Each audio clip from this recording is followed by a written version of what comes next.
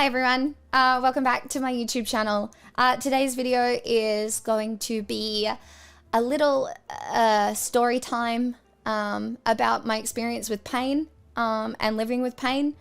I just thought I would put this up on my channel so that if people wanted to know the extent of the story, that it was available to them.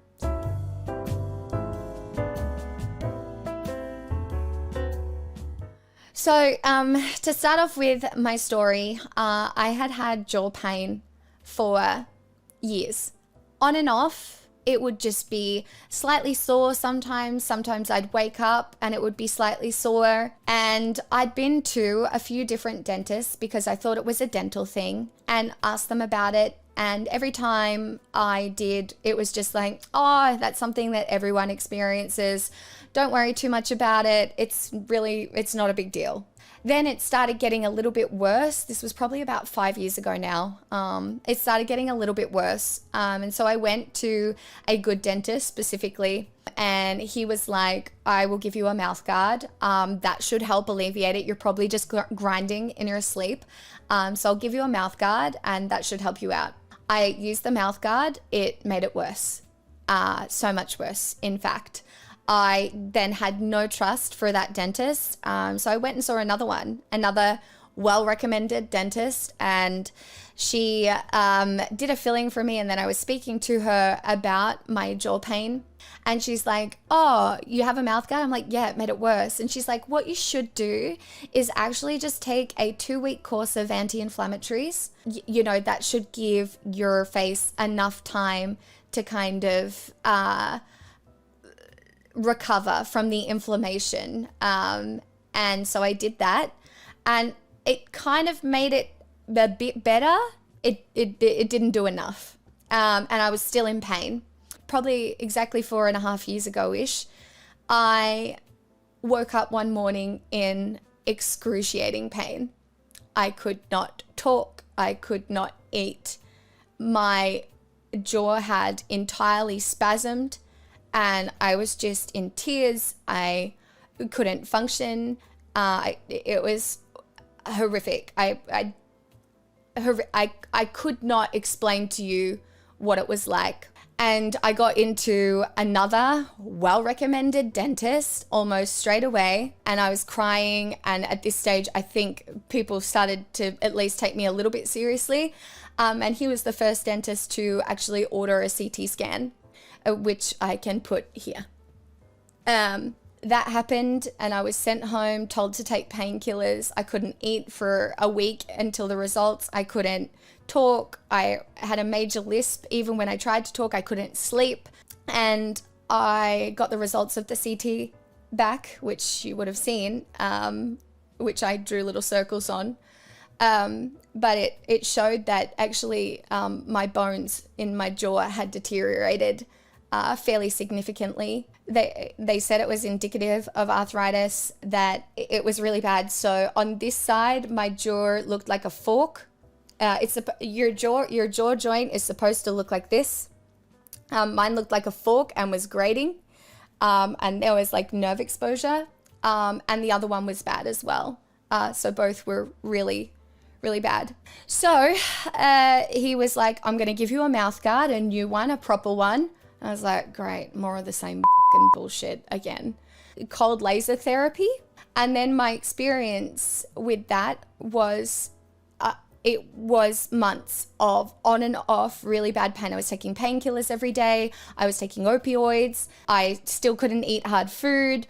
Talking, I had a lisp. Like, if you want to hear an example of it, here's a clip. I do not have any biceps, so this is going to be very embarrassing, okay? It was really bad. I was streaming at that time, so, well, not streaming. I had time off, but I uploaded a video because I was playing games with my friends.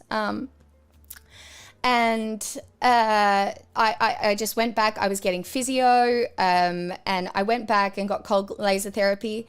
And then I just realized that they were just like milking money out of me doing this laser therapy. It was not helping There was no actual support.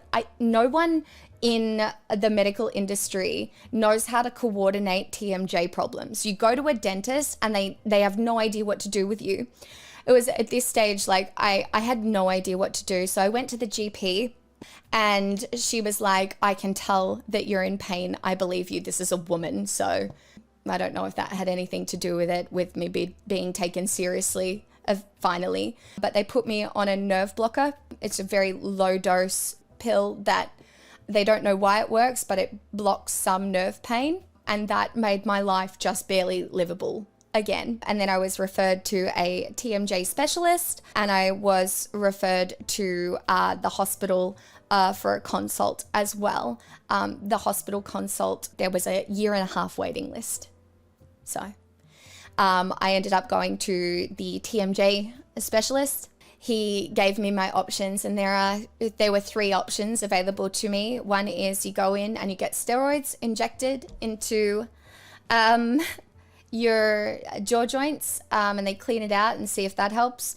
The second one, these are all invasive, really invasive procedures, right? Where they cut like down the front of your ear to get in there, and there's no guarantee that they will work. The second option is that they take fat from your stomach and they make a fake jaw joint. And then the third option is a titanium jaw replacement. The fat stomach option can last between 5 and 10 years, but generally you'll always need another operation. So basically what the specialist said to me, because I was talking, I was on the nerve blocker and I was able to eat nothing super chewy or anything, but he's like, try physio, you can try orthodontic treatment, you can try anything. Nothing you do will make this worse. It's not going to get better, but he's like, you can't make it worse by trying these things before going for a completely invasive option.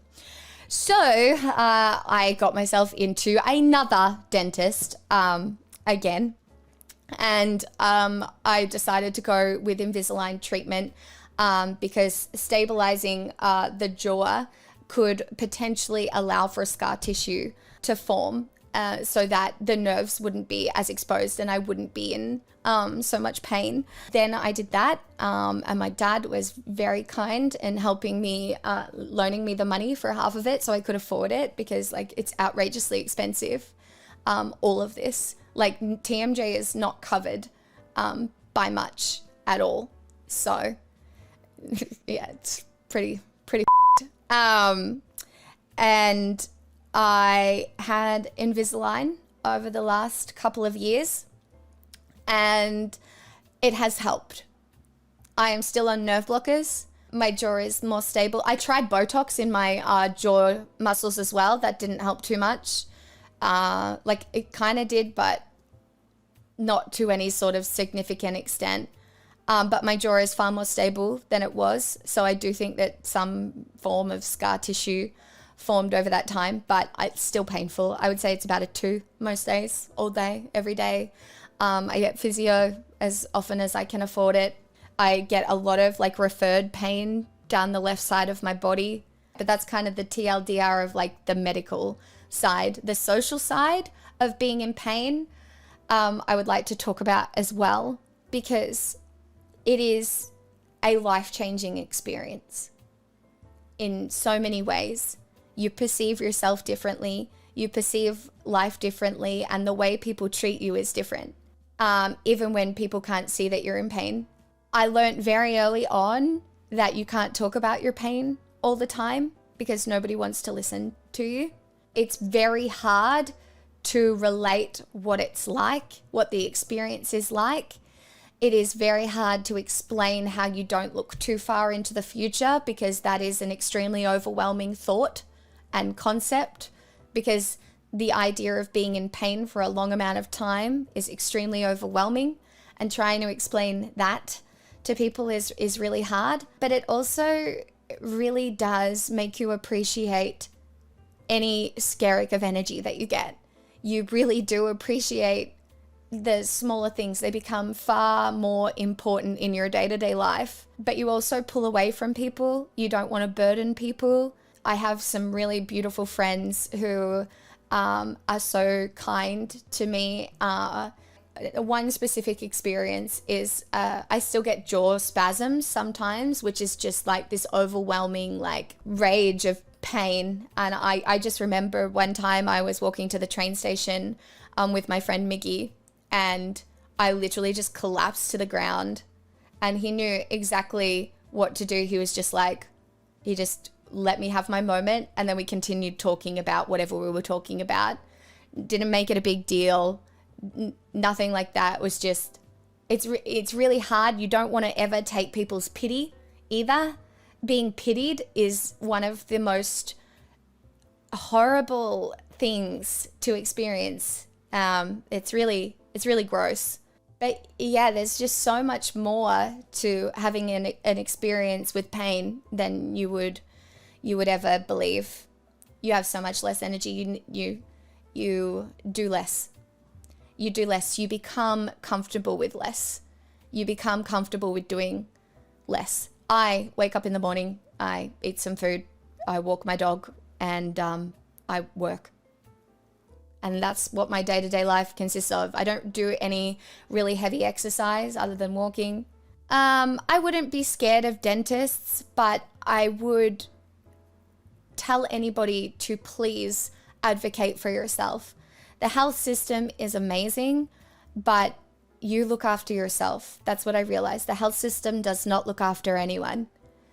The health system is there for you to take advantage of, but you are the one that has to look after your own health at the end of the day. And sometimes I have big regrets about not advocating for myself sooner, and like I get frustrated with the fact that nobody took me seriously for so long. Like it was a long time before someone was like, oh, we'll get a CT scan.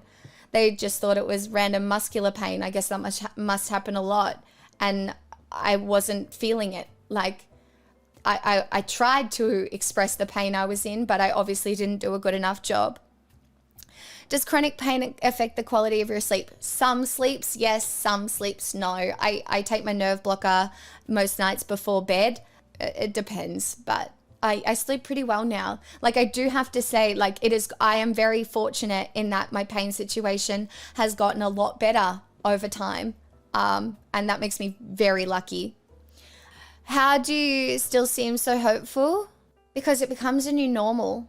And I mean, I absolutely, there were times when I just woke up, roll over, go back to sleep. Wake up, roll over, go back to sleep. Wake up, roll over, go back to sleep. Like I could have chosen that. We only know that we get one chance at this thing. And so I think trying to find little skerricks of happiness around the place becomes very important. And that's really, it's important to remember that my access to the healthcare system here in Australia is super privileged, right? A lot of these appointments I got to go to for free, but all of the dentistry is not covered under Medicare. I had to pay for it all. And that is a privilege. An absolute privilege. Speaking to a person who's maybe just learning about TMJ issues, what advice would you give them? Preventative. Do everything you can. Take your own pain seriously and do preventative physio exercises, preventative dental hygiene. My teeth are pretty good, but like take your health and take your body seriously, because like preventative shit is so much better than ending up in the situation I did. Does your pain make it hard to focus on things at times? Sometimes, yeah. But it's so much better now. It was way worse. It was way worse. I haven't had like a pain spasm in maybe a month or so, where sometimes I was having them multiple times a day. So like there has been a lot of improvement, and I'm also very privileged that my job is very sedentary right? I don't have to spend a lot of the energy that I think is taken up by being in pain. Even though I talk for a living, I'm very lucky that I think I know how to talk healthily to an extent. So I'm very careful with the way I talk, and I'm very careful with the way I sing. That especially was one of the hardest things being a singer. Thinking that was going to be taken away from me as my only emotional outlet that I felt like I had left. That was really brutal when I thought I may never be able to sing again. And to be honest, as I get older, I may not be able to sing as well or as frequently, but I'm just really grateful to have access to like the meds that I'm on right now, because it allows me that release. You're beautiful. Can't you just be happy being beautiful? I understand that you think I have pretty privilege, and to some extent, maybe I do for some people, but to use that to take away from my experience of pain is a pretty shitty thing to do. It's like, I understand that there is privilege that comes with looking a certain way, having been someone who is not a very good looking teenager at all. But I don't think you should ever use that to take away from someone's experience, especially when what I have is not visible. Like to a certain extent, someone comes across me on the street, and they don't look at me and go, oh wow, she has hypothyroidism, she has celiac disease, and she has arthritis everywhere. Nobody looks at me and thinks that. So it's like, have you found any sort of therapy such as CBT having helped you at all, or have you found other ways to manage the pain? I went to therapy for anxiety a long time ago, and I do think some of like the grounding techniques and mindfulness techniques have helped me in managing my pain. Yeah, I would say that it's definitely helped. I would go to your GP next, Corbs. I would go for a multifaceted approach here, and I'd go to your GP and I would ask for a CT scan. And you might have to advocate for yourself hard, but I would go to your GP and I would ask for a CT scan. You sort of answered, but is there anything specifically that you need from other people for this condition? Understanding, I think, is really important. If you are a friend to someone in chronic pain, just be understanding, but also don't treat them with pity.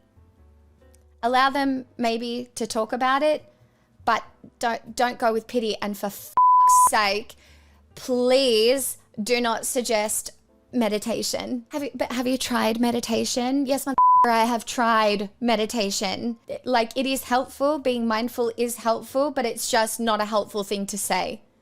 It is not a helpful thing to say, even slightly. So please do not do that. Do you know what? It made me become outrageously independent when I realized that nobody out there is there to look after you. You look after yourself. And you get support from people if you're lucky. But at the end of the day, your health is your responsibility, and no one is coming to save you. And that was, I guess, somewhat empowering to an extent. But there was also guilt. There was guilt with my relationships with people. Like the feeling of being a burden is a very difficult one to overcome as well. To take this to a political place just for a little bit of the video, I do think for people in chronic terminal pain, there should be avenues for euthanasia. Euthanasia should be something that is far more talked about, and I think talked about kindly. I think that, is something that should be available to people who are in a lot of pain, who are really struggling. I think there should be lots of rules and regulations around it in order to help the people who can be helped, but I think it should be far more accessible. Oh yeah, singing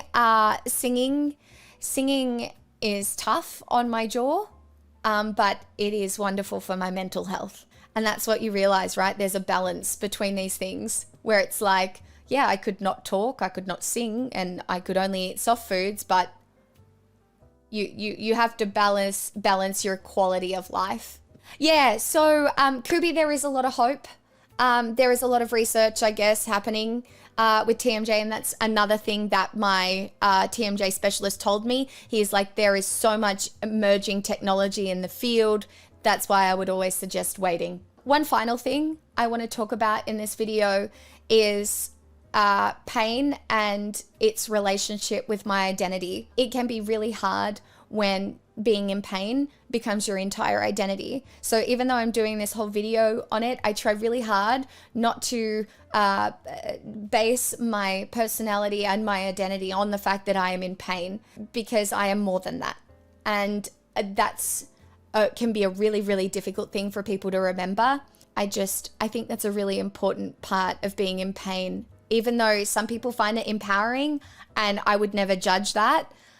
For me personally, I don't want to be like the pain girl or, you know, that one. So I try hard not to do that. Anyway, if you watch this video, thank you so much. Hopefully it helps you understand a little bit about my experience living in and with pain. And don't forget to like, comment, and subscribe. More YouTube videos are coming. I appreciate anybody who has spent their time listening to this. So thanks a lot, and I will see you in the next video. Bye. Okay, I am recording. How do I introduce myself to YouTube again? Hi, YouTube. Ugh, every time, can't do it. Hello, YouTube. Hey, fam. What up, bros? Gals, non-binary pals, what's up? So cringe, I can't do it. I really don't think there were enough bloopers for this one. Like, this is not a funny video, is it? I guess there's not really anything super funny about pain. Serious video. Done. Done. Serious video. Over. O-V-A-H. Over.